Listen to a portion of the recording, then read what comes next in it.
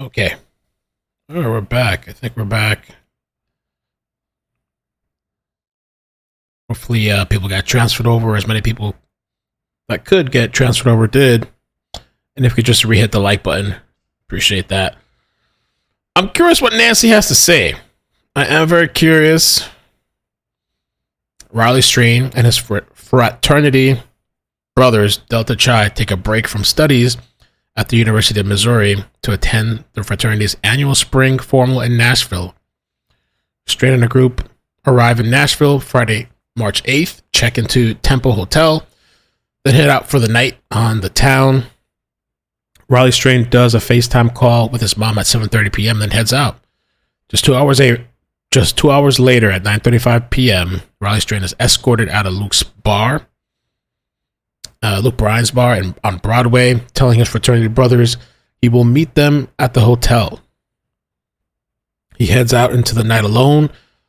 Riley never makes it to the hotel.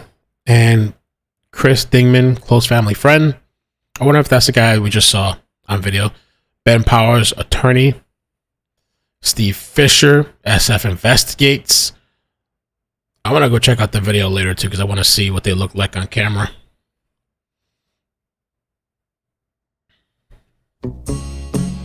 Attend vacation advisor to get started. A deaf ear to this. Listen. Sorry. I haven't talked to my... Oh, no. I'm calling life easy. Visit applevacations.com. To this. Listen. I haven't talked to my boy for over a week. Wow. And it's hard. What do you say to somebody that gives up a part of their life to help you find your life? It's amazing. Thank you for getting the word out and keeping the word out. And please don't stop sharing. Don't stop sharing till we bring Riley home. Please, just continue. I've got such a bad feeling. Where is Riley? This kid scrubbed in sunshine. This is the boy every mom wants their boy to be like. Okay? The apple of his family's eye. You were hearing his mother begging and pleading, crying, trying to speak through tears, asking us to help. Tracy Clark, that's a good theory. I think she says, I think he might have meant to say good love when he texted that. I think he was calling her love. Tip line 615-862-8600. Repeat, 615-862-8600. Now is the time for us to act in the search for Riley Strain. And I've got to tell you, 1,000 times, mothers would come to me at trial and even now begging for help. But at trial, you have to keep a clear head, unclouded with emotion, and look at the facts in order to help the family. I want you to hear the original 911 call. Listen. Who is it that you're wanting to report is missing? We're here on a fraternity formal trip. It's one of my good buddies. Okay. What is his name? His name is Riley Strain. Riley, R-I-L-E-Y. Strain, S-T-R-A-I-N. Okay. Is he white, black, Hispanic, Asian? He's white. 22-year-old, 6'5", blonde. Okay. And what was he last seen wearing? Outside of Luke Bryan's bar last night at like 10, and then the last time his location on his phone was by the sheriff's office at like 11 p.m. Okay, and what color clothing was he last seen wearing? He's wearing jeans, boots, and a half black shirt, half brown, light brown. You're hearing a good friend of Riley Strain's calling 911, and how ironic is that one of his last pings, the location on the phone, was at the sheriff's office, around the sheriff's office. No network or phone service since 9:53 p.m. Where is Riley? Joining me in all-star panel to make sense of what we know right now. I'm going to play you more of the 911 call because I have learned with working with so many juries as a felony prosecutor, that takes you to the moment and you can learn so much about probative facts that prove something, that help you find the person. But first, I want to go to a special guest joining us, Chris Dingman, a very dear family friend of the Strains, and you can find them on a GoFundMe at Riley Strain. Chris, thank you for being with us. What is the frame of mind of the family right now in the search for their son? The family's completely devastated. You know, we're 10, 11 days into this. Really, Riley just disappeared in thin air. And we try to keep faith. We keep hope. The ironic part of not having clues means we have hope he's still there, lost. Somebody may know where he is. But it is truly devastating on the family. And shortly, speaking of clues, we are going to be joined by the woman who may have found the single most important clue as of right now. Back to you, Chris Dingman. Yo, can I stop for a second? I gotta read this to you guys. I gotta read this shit because I keep like looking and I'm like, I gotta read this. Let's sidestep for a second. Let me actually save this post. Rose on Twitter posted this, okay? I'm going to even record this because I might clip it and just post it as a video later. This is with regards to Sebastian Rogers, okay? The autistic kid that went missing. Really strange. And mom and stepdad have done interviews. Bio father has done interviews. And people have been saying things, speculating all kinds of stuff. Well, bro, this is Sebastian's grandmother, allegedly, okay? Grandma, ma had to say something.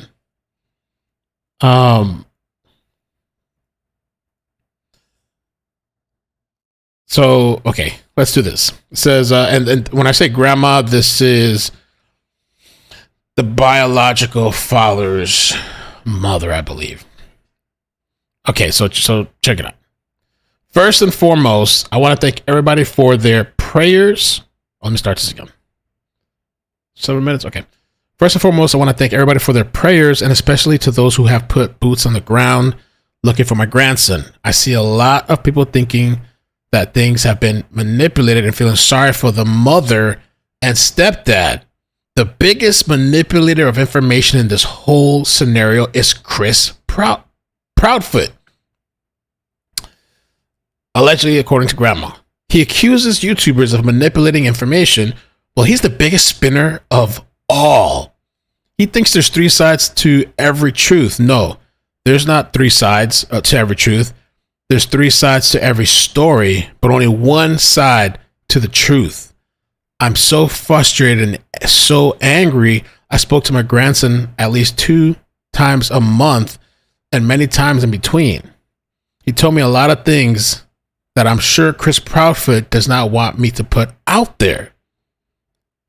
I have not spoken to TBI at this point. However, I think this will change this week. If info is not provided, that brings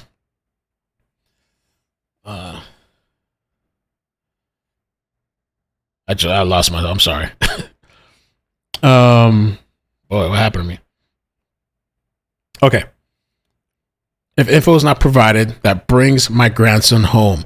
The truth is the truth, the whole truth, and nothing but the truth needs to be put out there. When you tell the truth, the whole truth, stories, don't change timeline. Don't change facts come out. If you want to feel sorry or sad or bad for someone, think about Sebastian's father, Seth Rogers. Sebastian is his whole life, his reason for being. And maybe you should look into Katie's background and her family and her history of making, I don't know what that means, fan manipulating people to do her bidding. I think you'll find some interesting facts will come out. For now, please just keep Sebastian's name and face out there. Please help me find my grandson. His dad is beside himself and needs some closure. What the heck?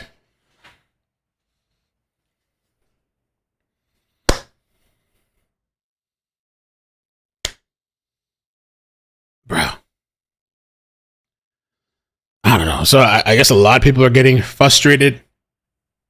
Stepdad and the biological mother have done multiple interviews on a YouTube page and some on the news.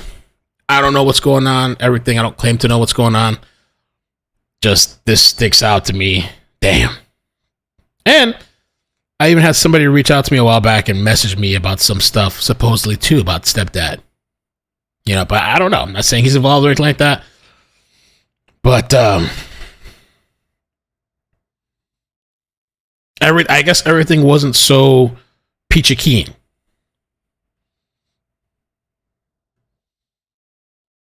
So, all right, we'll continue with this. I'm going to click that later because I'm like, oh man, we've been needing to update Sebastian too. All right, let's go. A very dear friend and spokesman for Riley's family. How did this whole thing unfold? When did Riley's parents discover he's missing? I mean, it's every parent's worst nightmare. You know, Chris, I work every day, sometimes holding down 2, sometimes 3 jobs because I want to make a college fund for my children to get through high school, you know, give them tutors if they need it, get them to college, give them every opportunity that a lot of people, including myself, never had to make it easier for them. So Riley gets to college. He's doing great. He makes friends in his fraternity. I think it was Delta Chi. Everything's going fine. He goes on their formal, which all the college kids do. And all of a sudden, mom gets a call. He's gone? I mean, how does that happen? You put all your love, all your energy, all your money, everything into helping your children. You think going to college is the thing to do, and bam, he's gone. What happened? Yeah, the family was actually notified at about 10:30 Saturday morning by his fraternity brothers, wanting to know if they had heard from Riley because, as we all know now, he did not come back to his hotel room. The family instantly told the boys, please contact the police, go down to the police station. They started packing a few clothes together, constantly reaching out for Riley, hopped in a car and started heading that way. This process of reporting Riley missing started actually at 10:30 Saturday morning, and an official report that we have been shown didn't take place till 1:40, sometime in that area. That's how long it took for the boys to actually get somebody to file an official report with. A lot of confusion on why that took that, but yeah, the family was actually notified about 10:30 Saturday morning. Okay, guys, you're hearing Chris Dingman joining us, a very dear friend of the Riley Strain family. Guys, I want to hear more of that 911 call. Then we're heading straight out to Dryden Quigley, WSMV4 investigative reporter for the very latest. But let's hear the 911 call. Listen. And you said it last showed outside the sheriff's department? Like around that area by the river, by the sheriff's department over there. Okay. Does he have any life-sustaining medications or disabilities? No. You said he has a phone, so it's a cell phone, right? Yeah, it's an iPhone 15 Pro Max. What is the number? But it's hold on. All right, you ready? Yes, go ahead. Okay. You said the last 4 were 4198? Yes. Okay. And are you going to be waiting there at the door of the precinct, or are you going to be waiting in your car? I mean, yeah, we're at the front door of the precinct. Okay. I've got the call sent there at the Central Precinct, 601 Korean Veterans Boulevard in downtown, right across from Music City Center. We'll get an officer out to you as soon as we can. Please call us back if something changes before they arrive. So when you look back on everything that happens in every case, you think woulda, coulda, shoulda. They should have done the report earlier. We should have this. We should have that. Bottom line, Riley Strain is missing. His parents asking us for their help. Again, tip line 615-862-8600. So, Chris Dingman, you're telling me that the mom and or dad get a message the following morning at 10-ish a.m. They ask the fraternity brother quick, go, report him missing right now. And they head to the area. Is that correct? Yes. They were in Springfield, Missouri, where, Riley was born and raised, and that's where we are. And instantly, when a parent gets that message, you're mortified. What's going on, especially when you're 6 or 7 hours away from your kid, and they hopped in a vehicle, threw some clothes together, was constantly trying to reach out to Riley on their journey there with, unfortunately, no response. Oh, cool. You know what that's reminding me of, Chris Dingman? I'm in New York, where we live with the children. At that time, they're about, 8, 9 years old, had just gotten them to bed, and get a call. My dad is on life support. I get one sentence off to him, Daddy, I'm on the way. And within 15 minutes, we were out on the street in pajamas trying to hail a cab, all right? And the whole way trying to get back home to Macon, Georgia, just in fits, tied up in knots. I can only imagine what Riley's parents were going through as they drove all the way to where he goes missing. And speaking of, straight out to Dryden Quigley, investigative reporter WSMV4. Dryden, thank you for being with us. First of all, describe the area where we believe Riley went missing. And guys, I'm about to go to the woman who has found what could be the single most important physical clue yet. Go ahead, Dryden. So the last place that he was spotted on the video camera is kind of up a street, and it's going along the Cumberland River, where there's a pretty steep drop off down there. Different areas have steeper than other parts, but you can last see him crossing this street and kind of heading up towards under these two bridges where he's last seen. I'm very curious. Is it true, Dryden Quigley, WSMV4, that Riley was headed toward a homeless encampment? So along that drop off between the Gay Street and Cumberland River, there's this bank, and it is where a lot of people spend the night and sleep along there, and then under the two bridges as well. Yes. What people? What Boy Scout campers? Who is staying out there under bridges? People, who don't have anywhere else to go. There's a lot of trash down there too. And so that comes into play later when looking for Riley's possessions too. Is it true that drugs are used in that area by the homeless people? I can't say that for sure. I haven't seen it myself, but I would believe it's possible. Yeah. So did he realize he's headed for an encampment of homeless people where drugs apparently are used openly, as we have seen now developing across the country?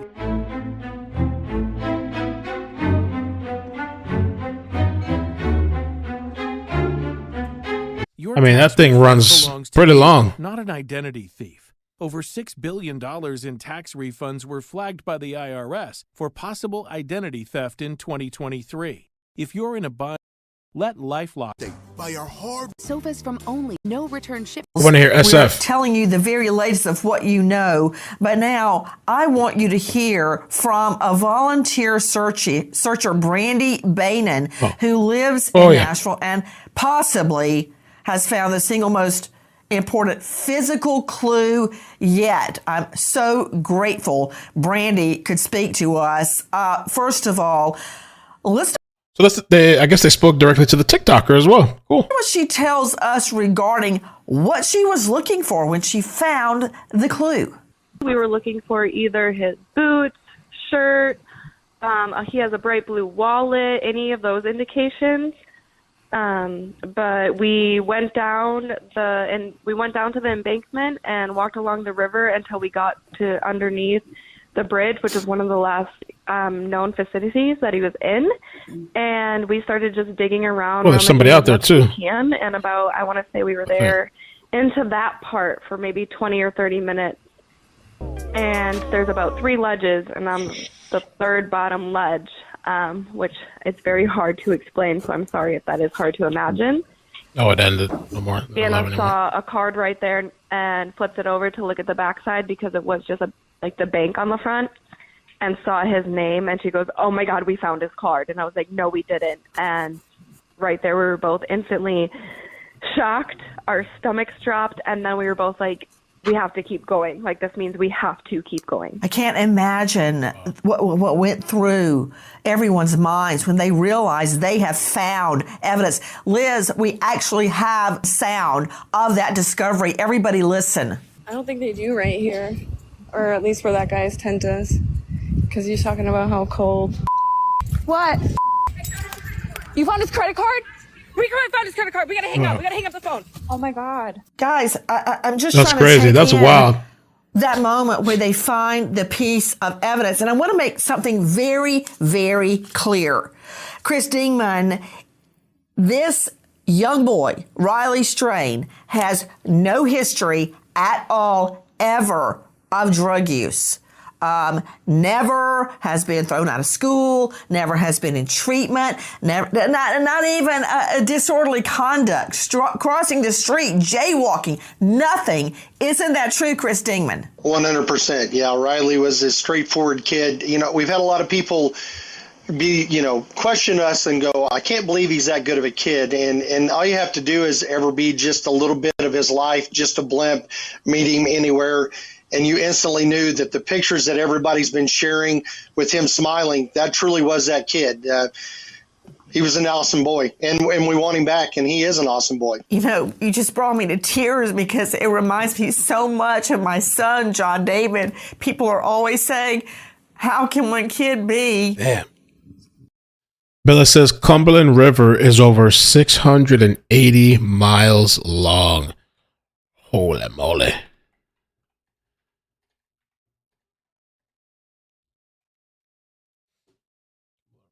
So good-natured and so joyful. I mean, you know what his nickname is here at the house? Awesome. His nickname is Awesome. And I'm just thinking about him, completely innocent. I mean, Dr. Bethany Marshall joining me, high-profile psychoanalyst, joining us out of L.A., and you can find her at drbethanymarshall.com. Dr. Bethany, when I talk about this homeless encampment and how drugs allegedly are being openly sold and used, this is not about Riley going down to get drugs. He has no history of that at all. Check out, this was like 2 years ago. Some other guy went missing by the Cumberland River. After a 28-year-old Nashville man went missing Sunday night. This map shows the last few places he was seen. Right now, a helicopter That was at a bar too. the Cumberland River for Dakota Bingham. News Channel 5's Sina Slim joins us live. Sina, this comes after surveillance video showed a man struggling to stay afloat. That's right, Vicky. Police were able to track down surveillance video today showing who they believe to be is Dakota struggling to stay afloat in their Cumberland River. So crews are searching the river in hopes of any sign of Dakota. I just want to take my son home. It's a mystery. Where is 28-year-old Dakota Bingham? I don't think it's going to be good. It's a question that has Rhonda Bingham feeling restless. Because my gut tells me that he's already gone, because they would have found him by now. And they even had Taking video matters of it. into her own hands, Dakota's mom flew out to Nashville from California to look for him. My son's reliable, and he's responsible, and he's on a routine. He is like such a happy, positive kid all the time, and he just likes to go out and have a good time. And he's friendly with everybody. So, I mean, if some guy could have pulled up and said, hey, I'll give you a ride. And he would say, oh, thanks, dude. And he would have jumped in the car. Police say Dakota went missing Sunday after a night out with friends. He left Nobles in East Nashville around 11:15 p.m. and attempted to get a lift home to Midtown. When he missed the ride share, he started walking. He was drinking, and so he's susceptible or vulnerable to anything out here. At around midnight, he was seen at the TA truck stop on First Street, not far from Nissan. So this is like the other side of Nashville, I think, or the other side of the water. Stadium. That's where police say his phone was last pinged, but no one has seen or heard from him since. We're all scared. We're just trying to do everything that we can on foot for, peace of mind. Radio silence. Dakota's mom shares this is unlike him. I actually just talked to him the day that he came up missing. We talk daily. Yeah. He said, okie dokie, love you, hope you have a good night. His girlfriend also flew out from California to join the search. refusing to give up hope just yet. We know we have to stay strong and positive and get it done, but, you know, there's moments where we feel really helpless too. Dakota's mom says until she gets confirmation that Dakota has been found, she plans to stay in Nashville indefinitely. So did they ever find this guy? We'll keep you posted both online and on air. Autopsy. Tennessee. Okay, let me see here. Is this the guy? Dakota Bingham, who disappeared from a Nashville bar. He was found dead in the Cumberland River after he disappeared from a bar last fall. That is a result of drowning and alcohol poisoning. Autopsy toxicology results released Friday's show. He was found floating in the river near early morning hours, October 15, after friends and family reported him missing 5 days earlier. So, I don't know, Dakota's been, not Dakota, but Riley's been for a while now, right? What was it, like the beginning of March? This guy was 5 days and they found him. Bingham was caught on camera willingly entering the water. Willingly. That's wild. But wow. So he willingly, obviously intoxicated, alcohol poisoning and whatever, but he walks into the water.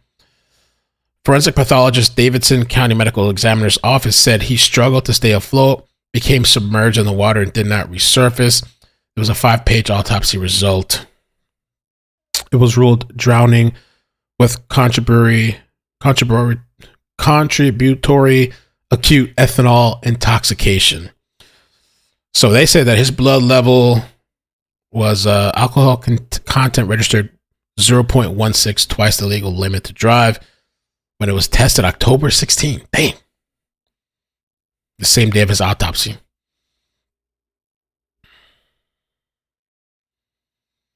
Now, well, I don't know, that stuff that they drug people with, though, like, I wonder, I can't even process just from drinking alone for somebody to do that. Because, like, was this guy drugged? Even though they're saying his autopsy was just that, but how long does that stuff stay in your system, like GHB or whatever else it is?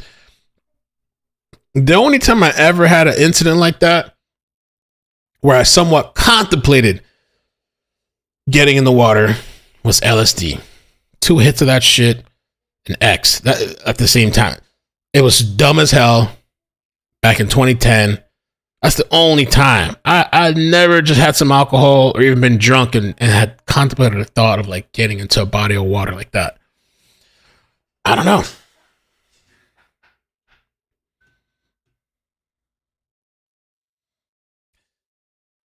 He became submerged in the water and did not resurface. All right.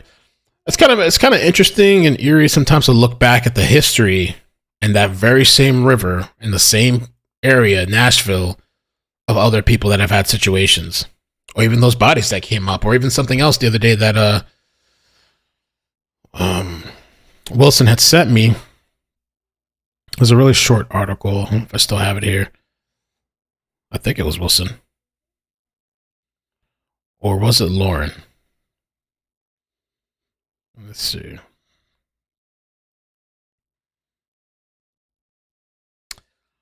I don't know who sent it to me. There was a link to something where somebody in Nashville had been arrested for drugging people.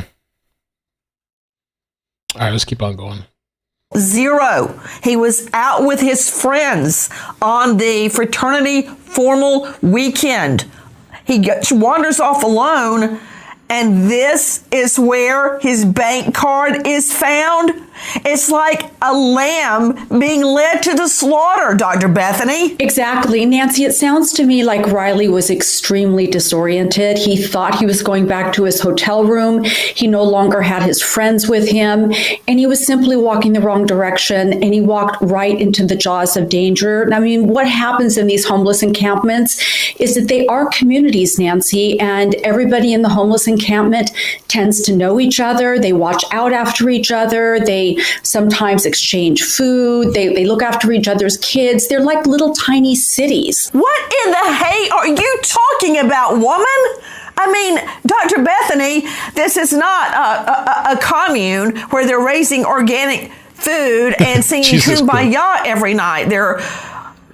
God bless them for their misfortune, but there are drugs being openly sold, hard drugs, needle drugs. Bethany, I don't know what world you're coming from, but you send a kid straight out of high school down there, but it's the last thing I'm going to do is send John, David, and Lucy under a bridge. Absolutely. Absolutely. Well, what I was going to say was that the fact that he was not a part of this group and he walked in made him extremely vulnerable.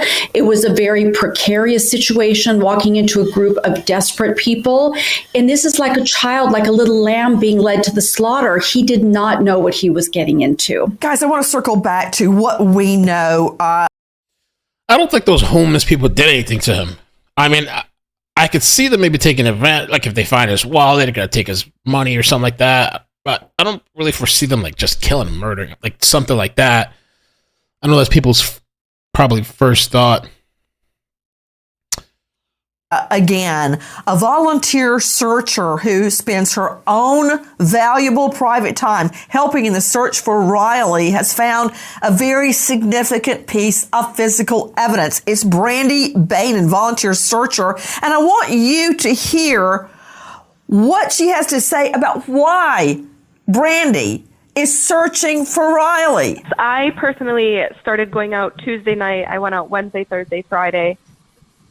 Saturday, Sunday. I was doing some TikTok lives with a friend while I was searching because I was kind of going on my own. And Anna happened to see one of those TikTok lives, and she messaged me and asked if she could come join the next day. And she did, and that gave me the ability to be able to go all the way down to the embankment because I couldn't just do it with myself in case something were to happen.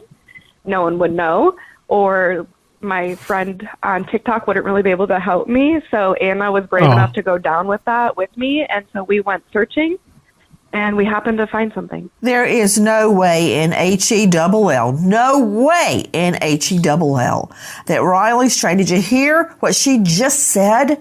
That she didn't know if she was brave enough to go down the slope into that area. She was afraid, and that is in broad daylight. And here walks in Riley into this area late at night. What happened to him? Where is he? I need to get a clearer picture about exactly where the bank card was found. Let's listen to Brandy Bainan. It was in the embankment. Wilson, thank you so much for the 20 and all the information you helped me out with the channel. Says Mel, we appreciate your time and dedication. No, thank you. Annie, thank you for the 20 as well. Says, just want to thank you for covering all these cases. Your work is much appreciated, Mel. Thank you, guys. I really appreciate that.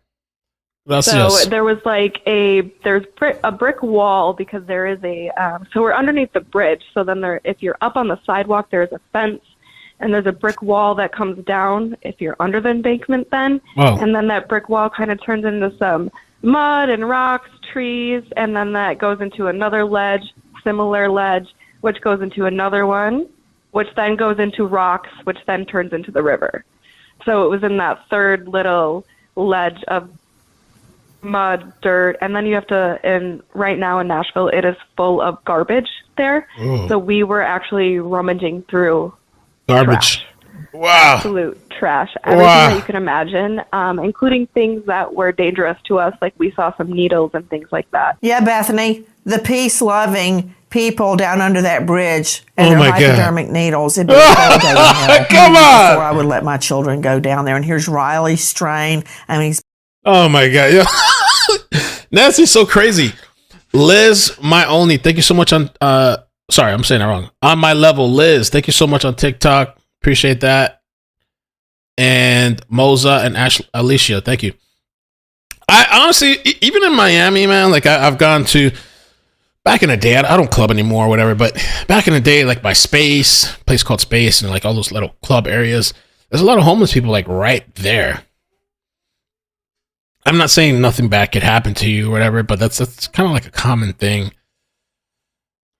Listen, the few times that I've done boots on the ground, I've gone into the woods somewhat, and I've been into homeless encampments. I've recorded it on video and all this stuff.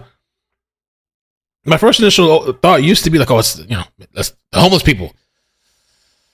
But it's never been the couple of stories that I covered like in person, but they do have really useful information for sure. They have, basically straight out of high school. I'm just trying to get an understanding about what Brandy Bainan is saying, because from what she's describing, there is no way that bank card of Riley Strain's could have fallen in that location. Let me understand. No. Listen what Brandy Bainan says about the card's location. I personally do not think that card could have landed there from just like stumbling and losing a card out of your hand, because it would have had to go down a few ledges. Now, it has been some time that's passed since the 8th, and then we did have rain on the exact week after that Friday. So I don't know what that would do at all, if that would affect it at all. But when we found the card, it wasn't actually covered up that much. There was some leaves, and she saw the blue in it. Guys, we're trying to determine the significance of the location of Riley Strain's bank card. And I have a reason for doing this. I remember in one murder case, and the guy was a serial killer, but I could get him on one case. It was Jane Doe. And I found one of her earrings in a particular location. And the fact that it was there proved volumes to me. I learned that was a tertiary crime scene, which led me then to the secondary and the primary crime scene because of that one earring. Now let's think what this bank card means. I don't think they do right here, or at least where that guy's tent is, because he's talking about how cold. What? You found his credit card? We couldn't find his credit card. We gotta hang up. We gotta hang up the phone. Oh my God. Riley Strain was not going on a leisurely stroll amongst these rocks down by the river. That did not happen. And back to Dryden Quigley joining us, investigative reporter WSMV4 Nashville. I understand that one of the homeless gentlemen that was there claims that he heard a, quote, commotion around the time we believe Riley Strain may have been there. What can you tell me about that, Dryden? Is this the whole thing? And for the people that haven't seen it, of course, I got to show you. Is this the whole thing where a homeless man? I really, this one, I don't believe this one. But I think I don't know if JLR spoke to this person or he just clipped it from somewhere. I just want to show that. Well, let me listen to what she says while I find the clip. So I didn't speak with that homeless person myself, but it has been reported that, yes, during around that time, he heard a commotion after he saw Riley walk through there. That's all he said about it or was reported about it, but I didn't speak with him myself. Also, emerging in the search for Riley Strain is surveillance video. Okay, I don't know if this is the person that they're referring to. Bad feeling from here. As a Native American, I got that sixth sense when I got over to that. Something happened here. I had the bad feeling from here. As a Native American, I got that sixth sense when I got over to that spot. He said as a Native American, he had that sixth sense? Something happened here. I had the bad feeling from here. As a Native American, I got that sixth sense when I got over to that spot. I also, you know that I was across the river, right? Yeah. Sleeping. When he woke. That doesn't sound like JLR, though. He might have clipped it from somewhere. I believe Riley woke me up. Riley was yelling, "Let's go, Brandon." And he yelled it as loud as he could. He yelled it for 25 to 40 minutes. It went on and on and on. That's a really long time to be yelling something over and over and over and over and over and over and over and over and over. Because I was like, I gotta go to bed. You know, I practice Judaism, so Friday to Saturday. I practice Judaism. My Sabbath. So I'm barely quiet at Friday night. And it startled me, and he yelled and yelled and yelled and yelled and yelled. And from where I was across this, as the boys got farther away, So did he actually see him if he was across the river, though? I could tell he was past that first bridge, and then all of a sudden he stopped yelling. Wow. Why would he stop yelling, Jason, after 25 minutes of yelling? Because somebody confronted him. Oh, really? Sure they did. Something. I don't know. So maybe that's the story that is being referred to on this. I'm not sure. Yeah, but first I want to ask Chris Dingman.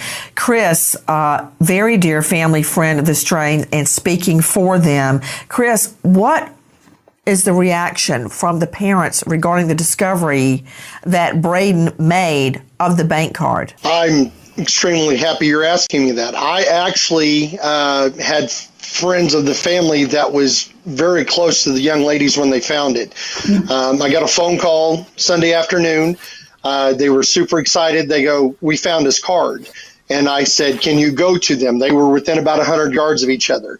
And she said, "Yeah." And I said, "Do me a favor." I said, "I know the bank that Riley uses. Unfortunately, and you've dealt with this a lot, there are a lot of people that will do fake cards, fake IDs, and throw them in crime scenes just to be cruel. And I wanted to make sure before this went, or at least went wild, that I notified the family. The young ladies instantly took a picture of the card, sent to me. I knew at that moment that's Riley's card.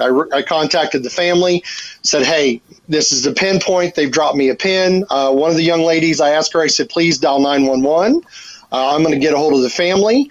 The other person that contacted me, she was actually in a close proximity of some police that were actually there with canines and had been searching the area a little bit farther away.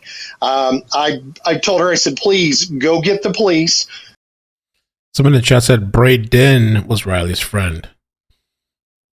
Take them directly to those young ladies. We need to secure that area. The young girls, as you've kind of heard in their voices, they were just ecstatic. They were nervous. They were scared. And I told her, I said, "I need you to do something for me, please." I said, "You're about to be bombarded with 100+ people. You guys were live on TikTok. Everybody kind of has a ballpark idea where you are. I need that crime scene secured. Please, if people come up there, tell them to stand back till the police get here so we can do a formal investigation in that exact area." One thing that struck out to me, I don't know if you have physically seen the picture of the card, and I'm glad the young lady brought that up and we've discussed this. That card is not dirty. It's not filthy. For a card that had been laying on the ground for 9 days, not in the water or even remotely close to the water, in essence, to the storms that they had, there's constant moisture down there. There's constant wind flow down there. And there was no visible signs of, the Frisbee. The kids leave the Frisbee out in the yard. 2 days later, you go out, it's covered in dew and little dirt particles.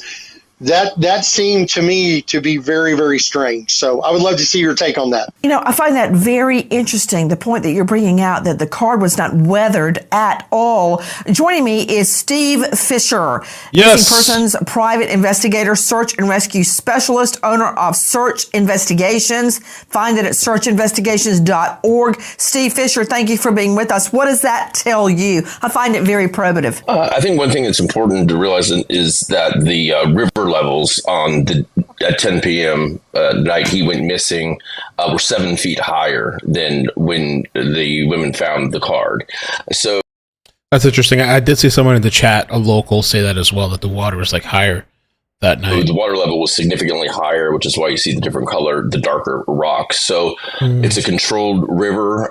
They had let a lot of, outflow out of it. So that could have been submerged and simply the water level coming down, and that would account for why the card is so clean. Hold on. Steve Fisher, what about the fact, as we just heard from Braden, that it was wedged in? It didn't get there innocently. From what I understand, I did watch the video of when they uncovered it. I think it was under some a little bit of debris, and we'll never know for certain. But in search and rescue, we're looking for the last known position, and it's the same spot that the cell phone last pinged at on Life 360. We're originally told it was 50 to 100 feet on the south side of that bridge, which is right where this card ended up also. So I think, there's a likelihood that it just could be the water flow is the reason that it was found on the embankment. Ben Powers is joining us, high-profile lawyer out of Nashville, and you can find him at legalpowers.com. Ben Powers, thank you so much for being with us. What can you tell us about your knowledge of the case and your insight into what's happening right now? Well, so right now it sounds like the investigation has locked in a really narrow timeline of how that evening went, from being removed from the bar to the various surveillance footage, to the ping from the cell phone, all the way to the debit card down at the riverbank. The debit card at the riverbank is curious because it's not with his wallet. There's no other possessions with him, and it was found amongst what we might call trash. But since it is a homeless encampment, that could be personal possessions of someone that lives down there. Maybe they were trying to discard the debit card, or maybe there's no foul play at all. It's a little too early to try to make a determination one way or the other as to that type of conclusion. But the investigation has been very thorough. They've used canines, they've used sonar, they've used helicopters, they've used drones, volunteers as the volunteers that found the debit card. So it is a very thorough, extensive investigation. It's just that this narrow time frame is so curious because they have him on video going down Gay Street, but they don't have him on video at the courthouse, which is just at the other end of the Gay Street where the video last saw him. And they have an officer that was on scene investigating a claim of vehicle burglary. He didn't hear or see anything out of the ordinary. And they do have, one of the benefits of that homeless encampment is, as has already been stated, there's at least one witness that heard some commotion, but that's a relatively large community down there. So I suspect that there's other witnesses that just haven't come forward yet with what may have happened that evening. I'd like to see like a visual. I know people have been out there with video and live streaming. I'd like to see like a visual again of where the card was found and like the embankment right there and like the homeless area. Or childlike comfort with ANABEI NFLflag.com.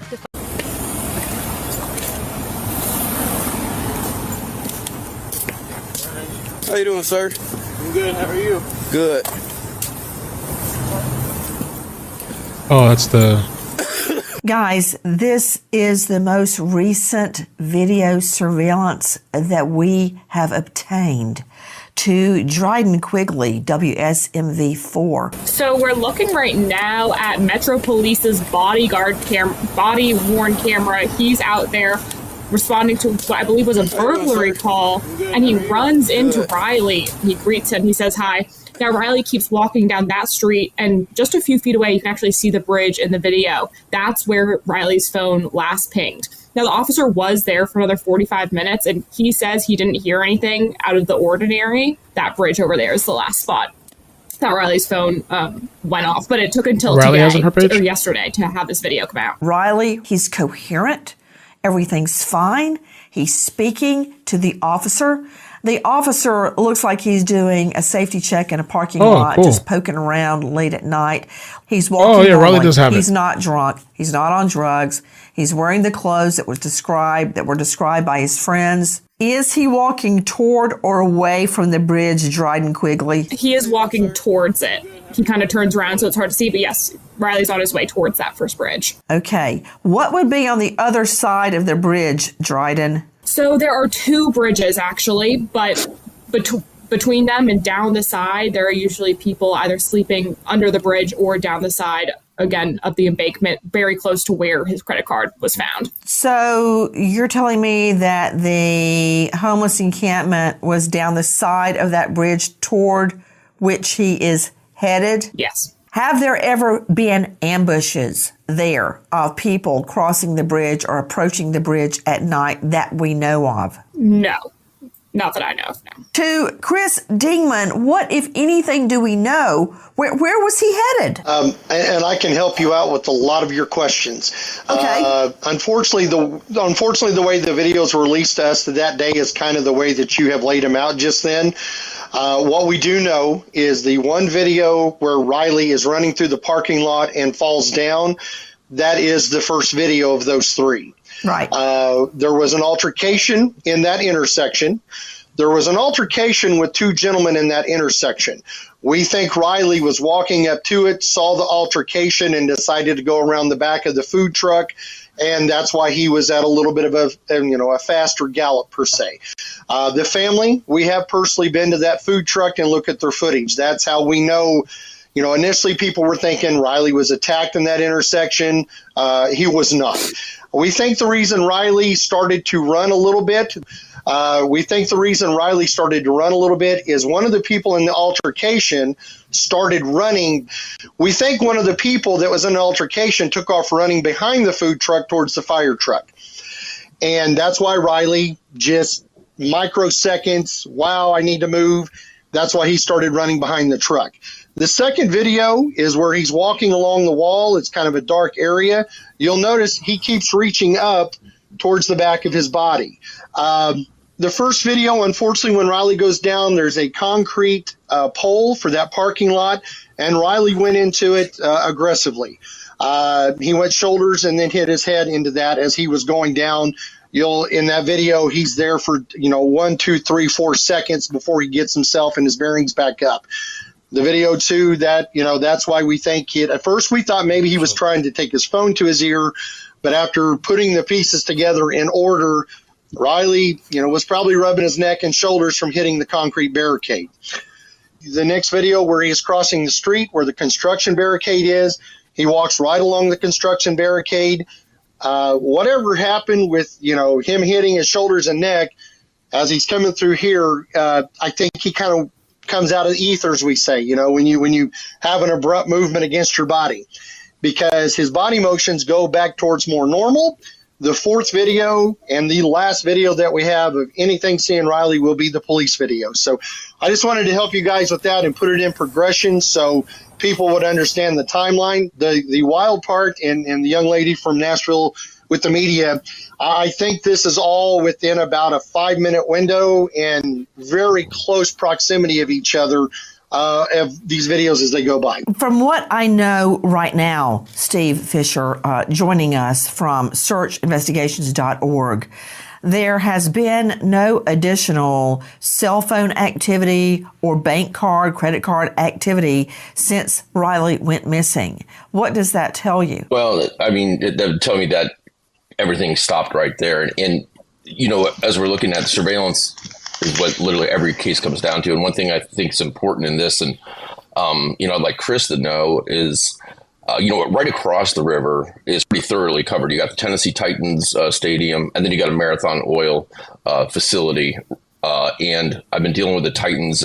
They did not capture anything. However, the Marathon facility, I talked to the head of security there on Sunday. They have not been contacted by law enforcement. Their barges are literally right across from where that debit card was found, and they have a lot of surveillance because they got to protect that facility against people coming in from the water. So I was in touch with her. They were going to pull all the footage on Monday morning. I let the detective know.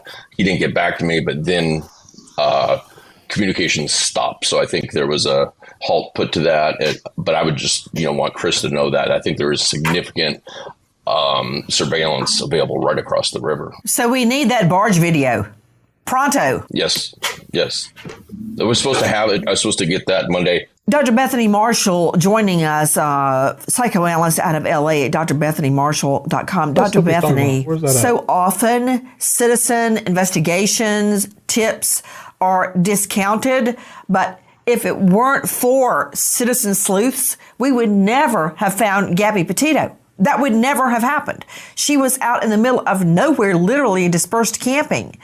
In this case, a private citizen finds the bank card, and I believe there are more people that can tell us where is Riley. I believe that. So why is that not happening? Nancy, I was just thinking about Gabby Petito. It was people who were influencers, who were crowdsourcing information. In some ways, Nancy, they were more motivated to solve the crime than the police were. The police see so much. They can become jaded, overwhelmed. Maybe they're understaffed. I don't know. I can't speak to that. But in terms of crowdsourcing information, people care about Riley Strain. They see this blonde, good-looking looking young man, educated, from a family who loves him, and they want to know what happened. So I'm wondering, are the police plumbing this very rich source? Are they asking other people what happened? Because this is where a lot of clues could be found. Again, the tip line is 615-862-8600. If you know or think you know anything about the disappearance of this young man, literally scrubbed in sunshine, please call 615-862-8600. All of our efforts, thoughts, and prayers with Riley Strain and his family now. Goodbye, friend. Well, that was a interesting episode. Nothing. And I feel like SF will probably has a whole bunch to say on that.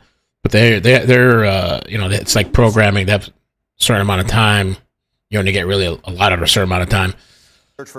This is the Jane Doe. Cumberland River Jane Doe remains unidentified. One of the bodies that was found recently in the Cumberland River. Some renewed discussions in the case of an unidentified body found on the Cumberland River 26 years ago. 26 years ago. I thought that was one of the recent bodies. I think there was 2 bodies that were found recently. What's up with this river? An unidentified body found on the Cumberland River 26 years ago. Rescue crews pulled a woman's body out of the river March 17th, 1998. In March as well. Officials say the woman had been shot in the head twice and had died only a few hours before she was found. But more than 2 decades later, that woman's identity still remains unknown. The woman was wearing pants with a Looney Tunes logo and was between 45 and 55 with green eyes and brown hair. If you have any information on her identity, reach out to Metro's Cold Case Unit. Well, that's a place where just bodies pop up. All right, we have some new details to pass along after a man's body was found in the Cumberland River. Laura Schweizer's at the WKRN.com alert desk with those details. That's right, Neil. Some new information into the newsroom. Police say it was the body of a 35-year-old man that was recovered. Crews responded to the scene at the Cumberland River across from Nissan Stadium around 7 last. That's literally what we were just looking at on the map here. Nissan Stadium.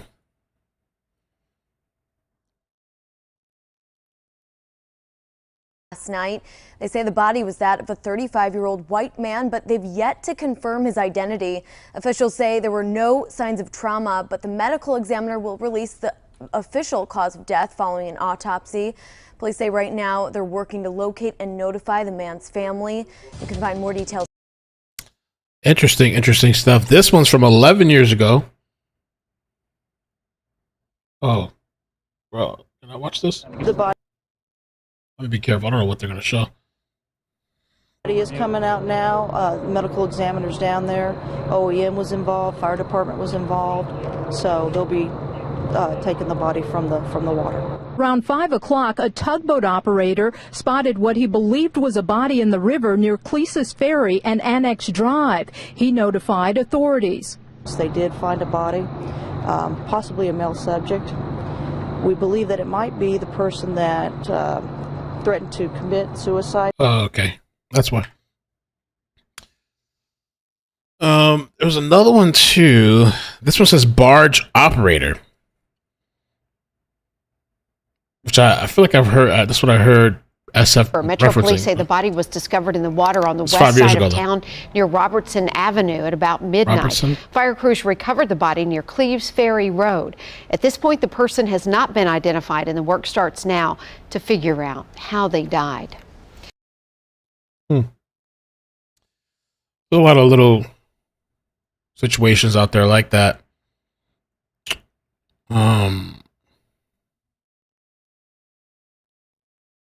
Let me show this other video now too that I want to take a look at. If I can find it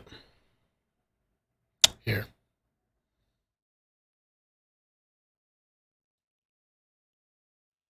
Riley Lively on TikTok.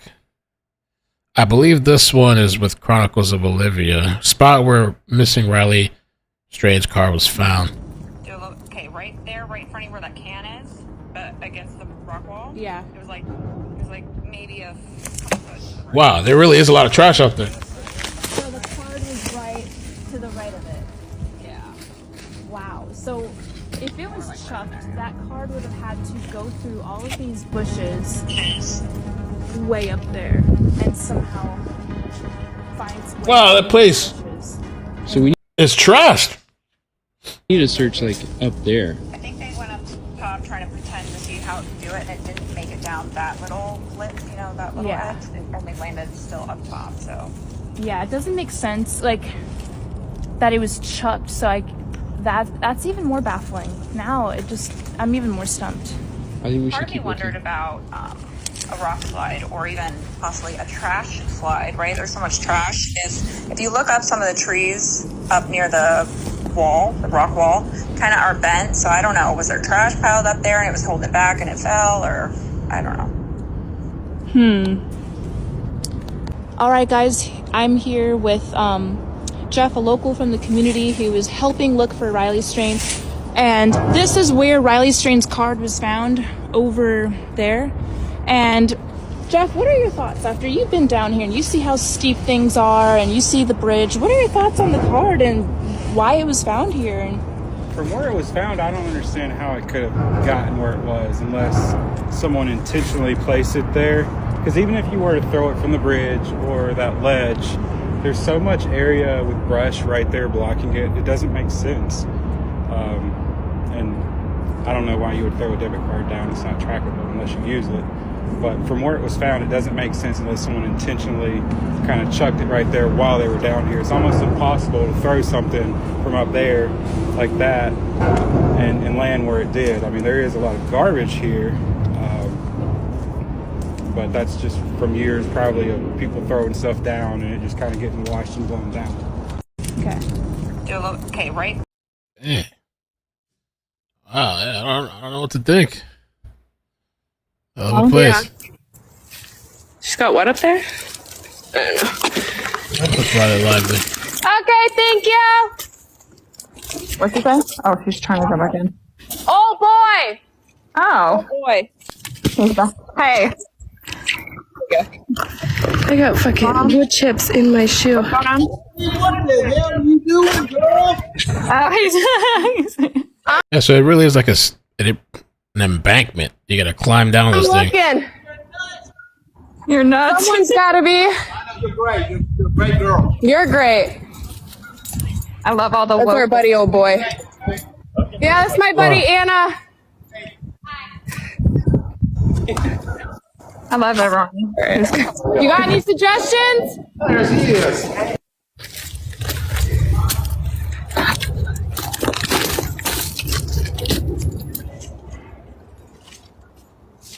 Good.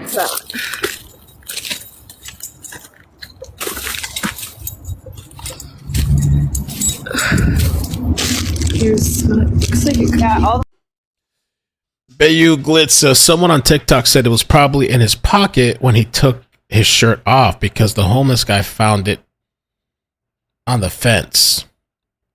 It could have fell out then. When I did my crazy stint back in 2010, I took off my shirt, I took off my pants, I had my keys, I took my keys out, threw my wallet. Everything but boxers.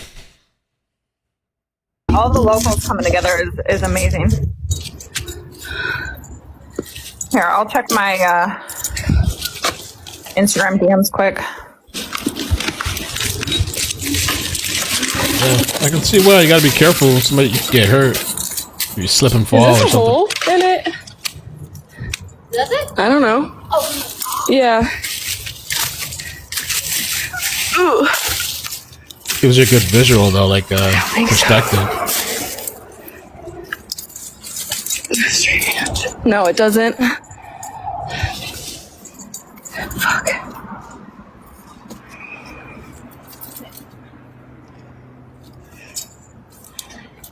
Somebody said, how does everyone not understand that by doing this you could literally destroy evidence? I mean, they found something that probably would have never been found, that card. I know.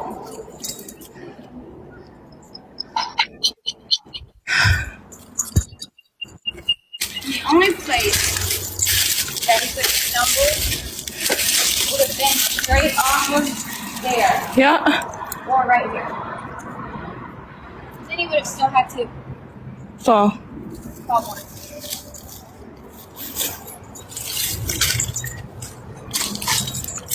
What is telling me that? I don't know. Well, yeah, that's true, Riley. That's true. Maybe that.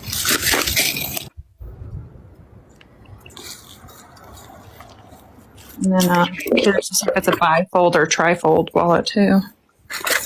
Okay. Where'd Anna go? She's still there? Okay, good. It's incredible that they found that card amongst all that trash.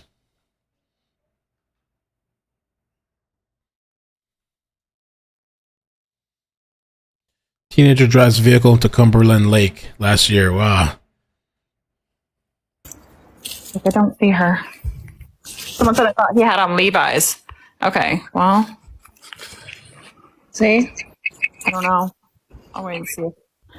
How are we gonna do this one?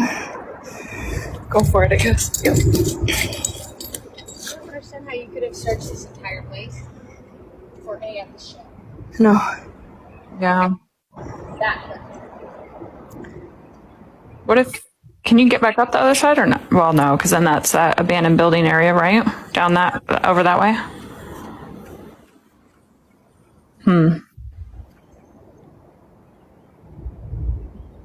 Crazy. Let's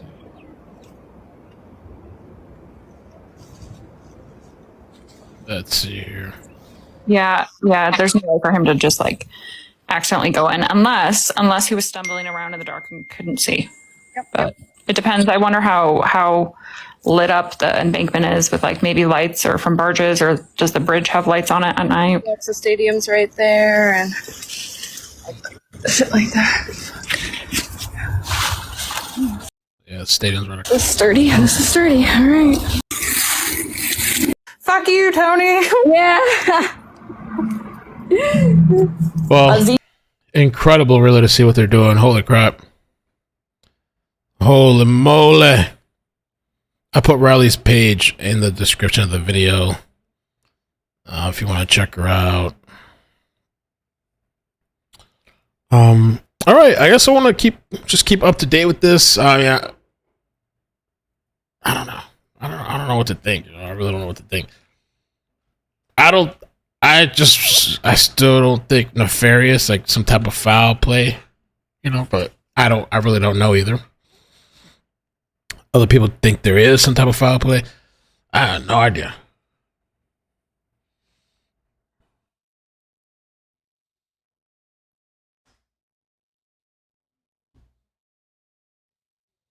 So, all right, guys, man, thank you so much for hanging out with me this live. If you could hit the like button, I'd appreciate that. Somebody did send me a video. Let me see. Did I download it? Thought I downloaded it.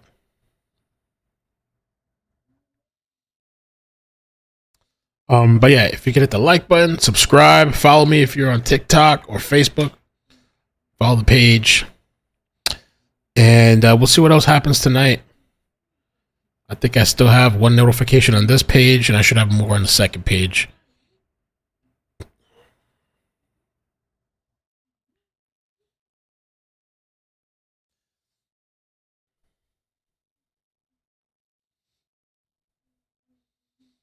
Hopefully more comes up, more clues.